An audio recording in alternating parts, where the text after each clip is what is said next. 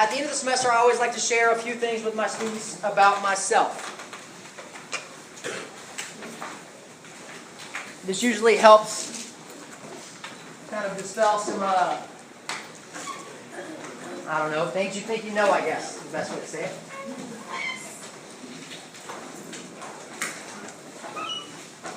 So,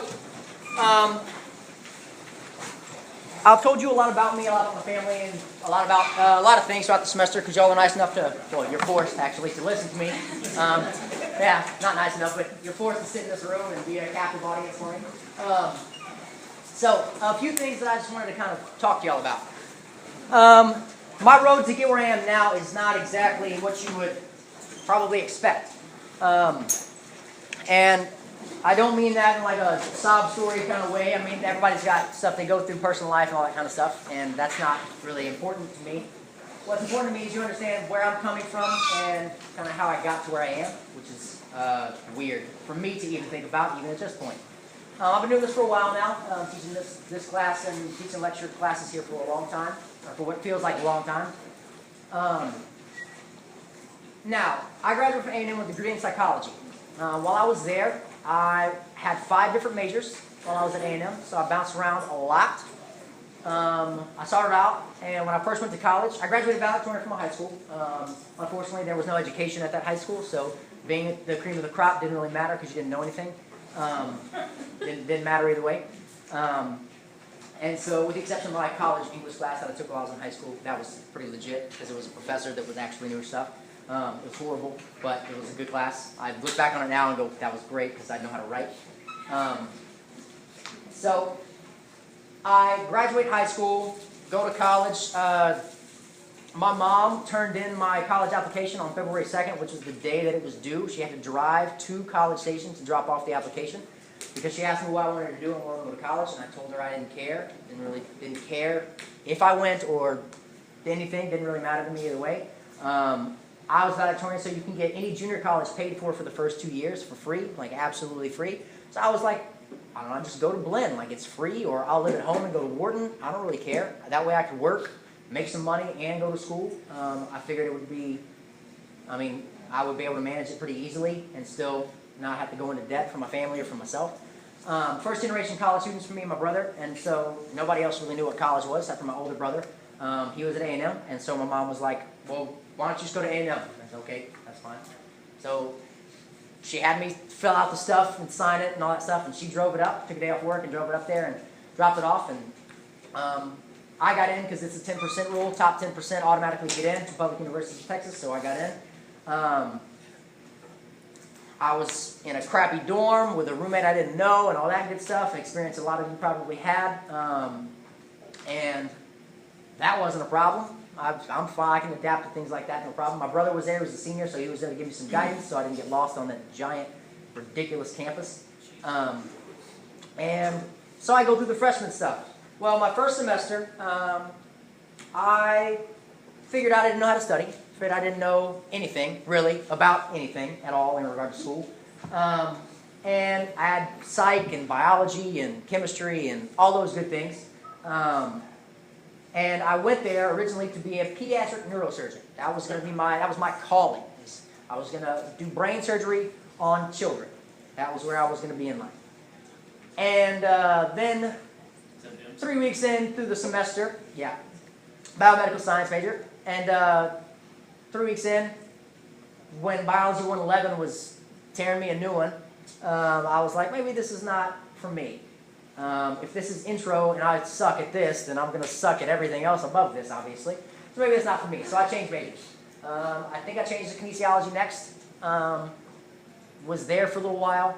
And then throughout my time, I went animal science, because I was like, I like animals. I'll fix it. I like animals, what the hell? You don't do that.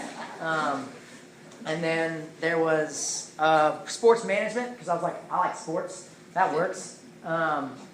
That sucked because business classes are terrible. As some health and fitness management majors know, they are awful, just awful.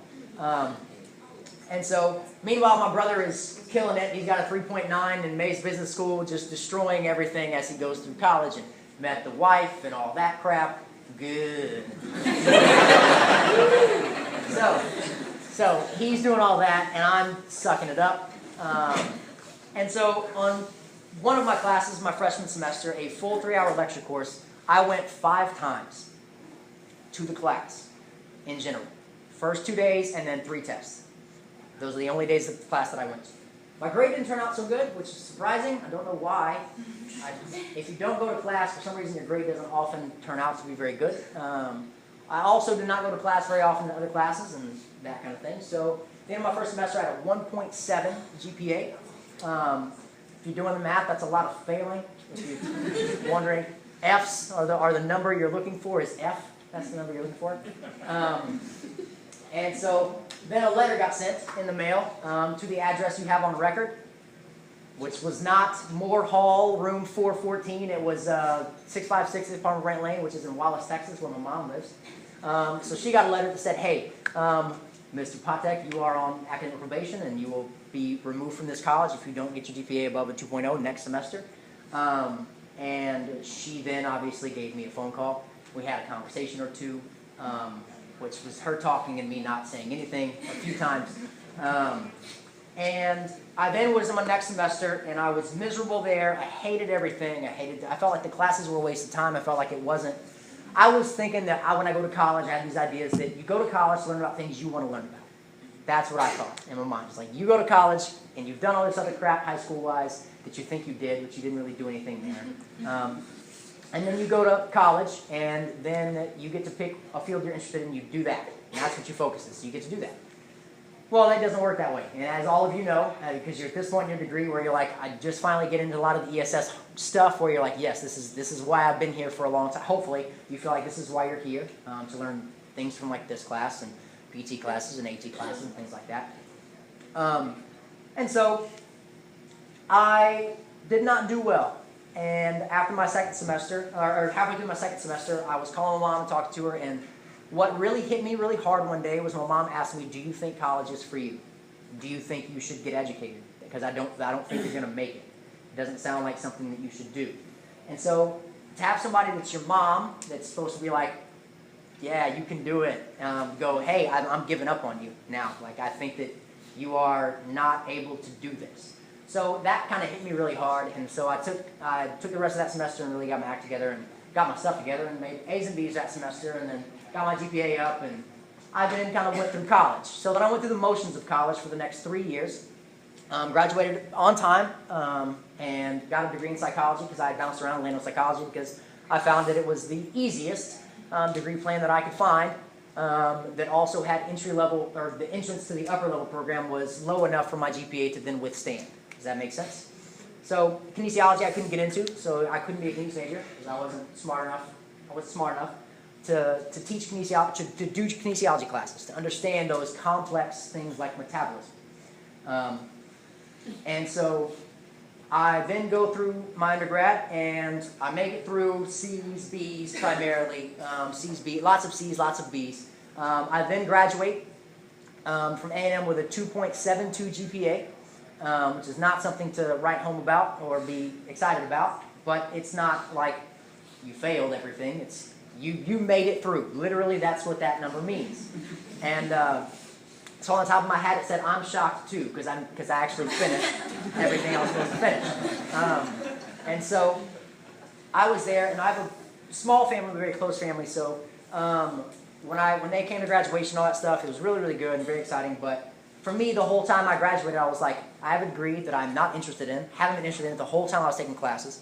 I worked at an infant cognition lab for 2 years, working with infants, doing puppet shows and illusions to infants while they had a headband on that read what part of the brain they used when they saw illusions and stuff. So some good research background that I had, and I'd worked with a lot of different people and got some good networking done. And the problem is that there's no jobs like that outside of university. So once you graduate, you have nowhere to go. So it was, okay, do I want to apply for desk jobs and work HR the rest of my life?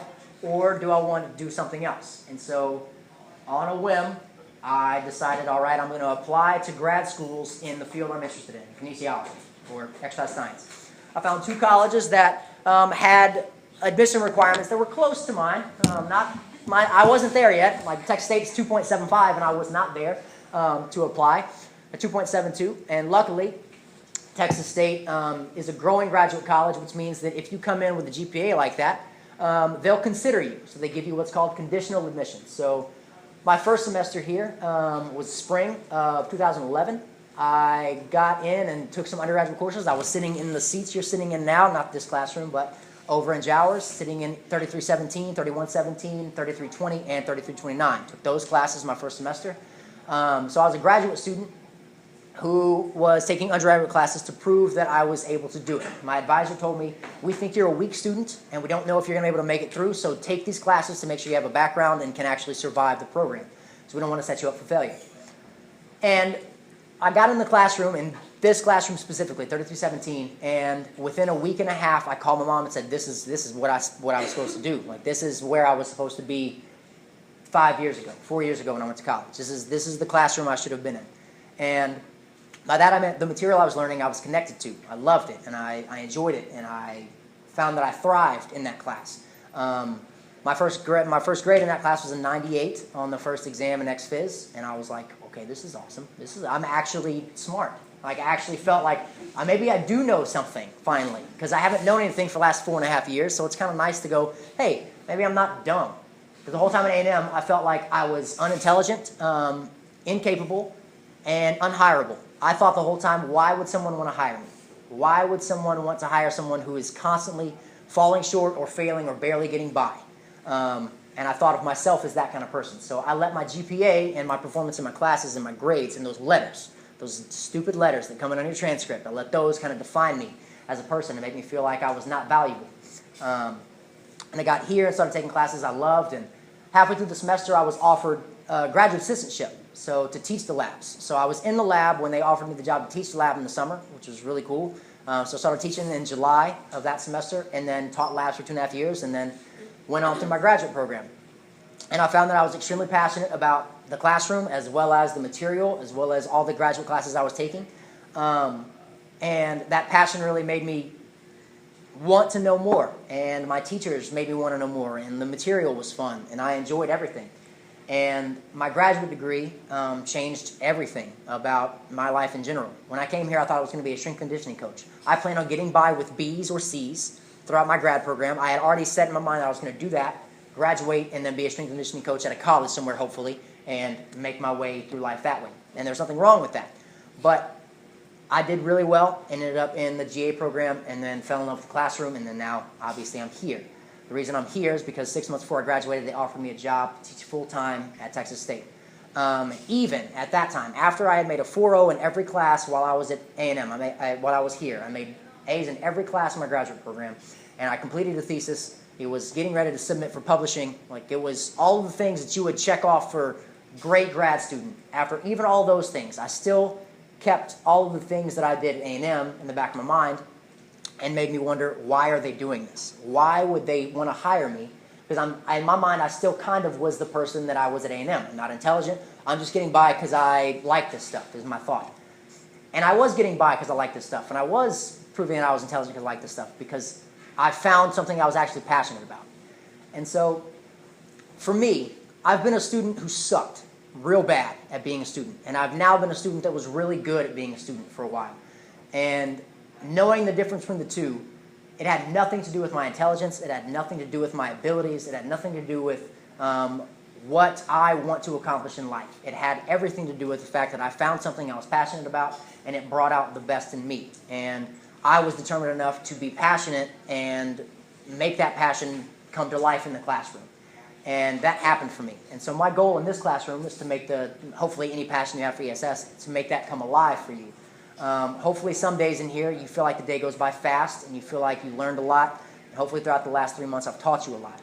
But my experience in undergrad made me feel like I was not valuable and I wasn't worth an employer giving me a chance or interview or anything like that.